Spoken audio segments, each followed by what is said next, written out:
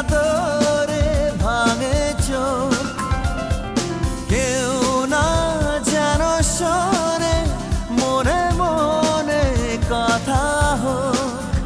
দেখো দু হাতে রঙিন কত নকশা এলো আজ, দেখো উপচে গেল দিন, বাকি রইল পড়ে কাজ।